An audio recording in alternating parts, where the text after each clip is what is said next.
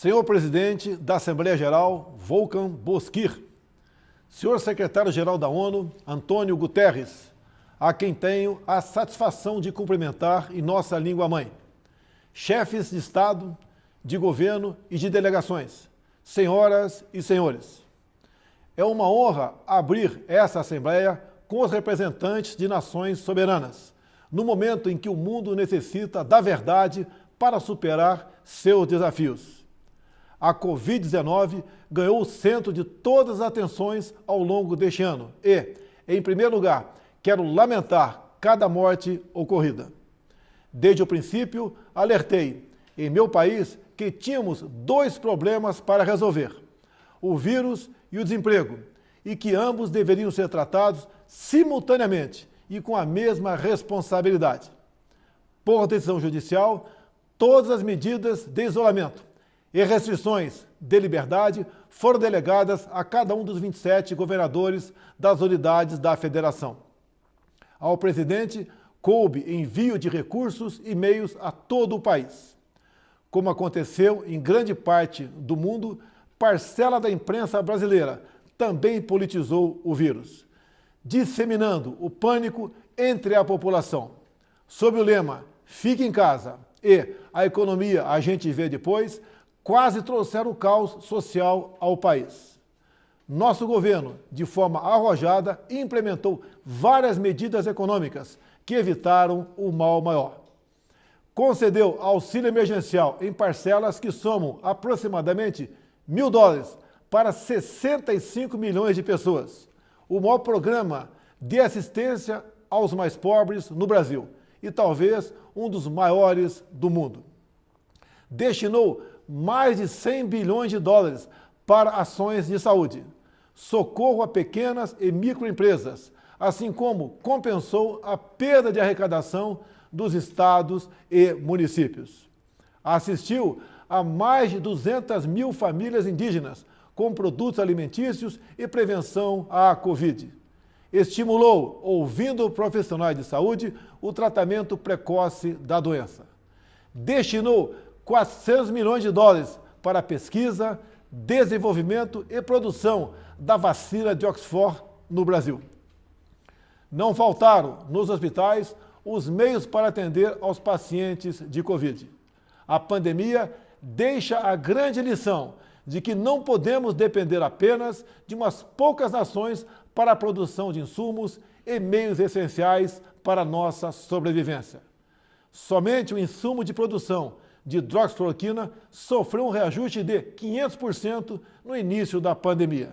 Nesta linha, o Brasil está aberto para o desenvolvimento de tecnologia de ponta e inovação, a exemplo da indústria 4.0, da inteligência artificial, nanotecnologia e da tecnologia 5G, com quaisquer parceiros que respeitem nossa soberania, prezem pela liberdade e pela proteção de dados. No Brasil, apesar da crise mundial, a produção rural não parou. O homem do campo trabalhou como nunca, produziu, como sempre, alimentos para mais de 1 bilhão de pessoas. O Brasil contribuiu para que o mundo continuasse alimentado. Nossos caminhoneiros, marítimos, portuários e aeroviários mantiveram ativo todo o fluxo logístico para distribuição interna e exportação. Nosso agronegócio continua pujante e, acima de tudo, possuindo e respeitando a melhor legislação ambiental do planeta. Mesmo assim, somos vítimas de uma das mais brutais campanhas de desinformação sobre a Amazônia e o Pantanal. A Amazônia brasileira é sabidamente riquíssima. Isso explica o apoio de instituições internacionais a essa campanha escorada em interesses escusos que se unem a associações brasileiras, aproveitadoras e impatrióticas, com o objetivo de prejudicar o governo e o próprio Brasil. Somos líderes em conservação de florestas tropicais. Temos a matriz energética mais limpa e diversificada do mundo. Mesmo sendo uma das 10 maiores economias do mundo, somos responsáveis por apenas 3% da emissão de carbono. Garantimos a segurança alimentar a 1/6 da população mundial. mesmo preservando 66% de nossa vegetação nativa e usando apenas 27% do nosso território para a pecuária e agricultura, números que nenhum outro país possui. O Brasil desponta como o maior produtor mundial de alimentos e, por isso, há tanto interesse em propagar desinformações sobre o nosso meio ambiente. Estamos abertos para o mundo naquilo que melhor temos para oferecer, nossos produtos do campo. Nunca exportamos tanto. O mundo cada vez mais depende do Brasil para se alimentar. Nossa floresta é úmida e não permite a propagação do fogo em seu interior. Os incêndios acontecem praticamente nos mesmos lugares, no entorno leste da floresta, onde o caboclo e o índio queimam seus roçados em busca de sua sobrevivência em áreas já desmatadas. Os focos criminosos são combatidos com rigor e determinação. Mantenho minha política de tolerância zero com o crime ambiental. Juntamente com o Congresso Nacional, buscamos a regularização fundiária, visando identificar os autores desses crimes. Lembro que a região amazônica é maior que toda a Europa Ocidental. Daí a dificuldade de combater não só os focos de incêndio, mas também a extração ilegal de madeira e a biopirataria. Por isso, estamos ampliando e aperfeiçoando o emprego de tecnologias e aprimorando as operações interagências, contando, inclusive, com a participação das Forças Armadas. O nosso Pantanal, com área maior que muitos países europeus, assim como a Califórnia, sofre dos mesmos problemas. As grandes queimadas são consequências inevitáveis da alta temperatura local, somada ao acúmulo de massa orgânica em decomposição. A nossa preocupação com o meio ambiente vai além das nossas florestas. Nosso Programa Nacional de Combate ao Lixo no Mar, um dos primeiros a serem lançados no mundo, cria uma estratégia para os nossos 8.500 quilômetros de costa. Nessa linha, o Brasil se esforçou na COP25 em Madrid para regulamentar os artigos do Acordo de Paris que permitiriam o estabelecimento efetivo do mercado de carbono internacional. Infelizmente, fomos vencidos pelo protecionismo. Em 2019, o Brasil foi vítima de um criminoso derramamento de óleo venezuelano, vendido sem controle, acarretando severos danos ao meio ambiente e sérios prejuízos nas atividades de pesca e turismo. O Brasil considera importante respeitar a liberdade de navegação estabelecida na Convenção das Nações Unidas sobre o Direito do Mar. Entretanto, as regras de proteção ambiental devem ser respeitadas e os crimes devem ser apurados com agilidade, para que agressões como a ocorrida contra o Brasil não venham a atingir outros países. Não é só na preservação ambiental que o país se destaca. No campo humanitário e dos direitos humanos, o Brasil vem sendo referência internacional pelo compromisso e pela dedicação no apoio prestado aos refugiados venezuelanos, que chegam ao Brasil a partir da fronteira no estado de Roraima. A Operação Acolhida, encabeçada pelo Ministério da Defesa, recebeu quase 400 mil venezuelanos deslocados devido à grave crise política e econômica gerada pela ditadura bolivariana. Com a participação de mais de 4 mil militares, a Força-Tarefa Logística Humanitária busca acolher, abrigar e interiorizar as famílias que chegam à fronteira. Como um membro fundador da ONU, o Brasil está comprometido com os princípios basilares da Carta das Nações Unidas: paz e segurança internacional, cooperação entre as nações, respeito aos direitos humanos e às liberdades fundamentais de todos.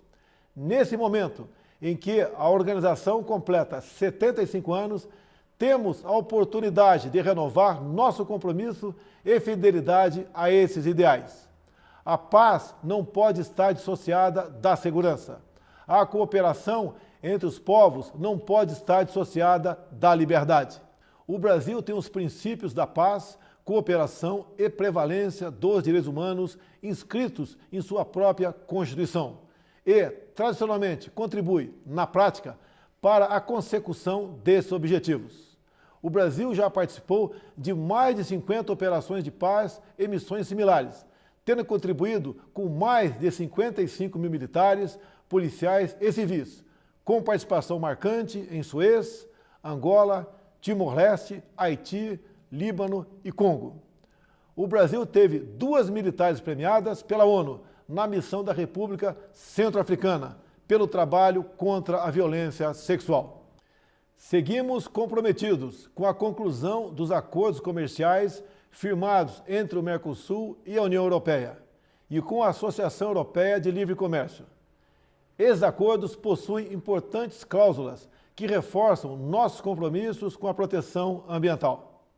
E meu governo, o Brasil, finalmente abandona uma tradição protecionista e passa a ter, na abertura comercial, a ferramenta indispensável de crescimento e transformação. Reafirmo nosso apoio à reforma da Organização Mundial do Comércio, que deve prover disciplinas adaptadas às novas realidades internacionais. Estamos igualmente próximos do início do processo oficial de acessão do Brasil à OCDE. Por isso, já adotamos as práticas mundiais mais elevadas em todas as áreas, desde a regulação financeira até os domínios da segurança digital e da proteção ambiental. No meu primeiro ano de governo, concluímos a reforma da Previdência e, recentemente, apresentamos ao Congresso Nacional 2 novas reformas, a do sistema tributário e a administrativa. Novos marcos regulatórios em setores-chave, como o saneamento e o gás natural, também estão sendo implementados. Eles atrairão novos investimentos, estimularão a economia e gerarão renda e empregos. O Brasil foi, em 2019, o 4º maior destino de investimentos diretos em todo o mundo. E, no primeiro semestre de 2020, apesar da pandemia, verificamos um aumento de ingresso de investimentos em comparação com o mesmo período do ano passado. Isso comprova a confiança do mundo em nosso governo. O Brasil tem trabalhado para, em coordenação com seus parceiros sul-atlânticos, revitalizar a zona de paz e cooperação do Atlântico Sul. O Brasil está preocupado e repudia o terrorismo em todo o mundo. Na América Latina, continuamos trabalhando pela preservação e promoção da ordem democrática como base de sustentação indispensável para o progresso econômico que desejamos. A liberdade é o bem maior da humanidade. Faço um apelo a toda a comunidade internacional pela liberdade religiosa e pelo combate à cristofobia. Também quero reafirmar minha solidariedade e apoio ao povo do Líbano pelas recentes adversidades sofridas. Cremos que o momento é propício para trabalharmos pela abertura de novos horizontes, muito mais otimistas para o futuro do Oriente Médio. Os acordos de paz entre Israel e os Emirados Árabes Unidos e entre Israel e o Bahrein, 3 países amigos do Brasil, com os quais ampliamos imensamente nossas relações durante o meu governo, constitui excelente notícia. O Brasil saúda também o plano de paz e prosperidade lançado pelo presidente Donald Trump, com uma visão promissora para, após mais de 7 décadas de esforços, retomar o caminho da tão desejada solução de conflito israelense-palestino. A nova política do Brasil de aproximação simultânea a Israel e aos países árabes converge com essas iniciativas, que finalmente acende uma luz de esperança para aquela região. O Brasil é um país cristão e conservador e tem na família a sua base. Deus abençoe a todos. O meu muito obrigado.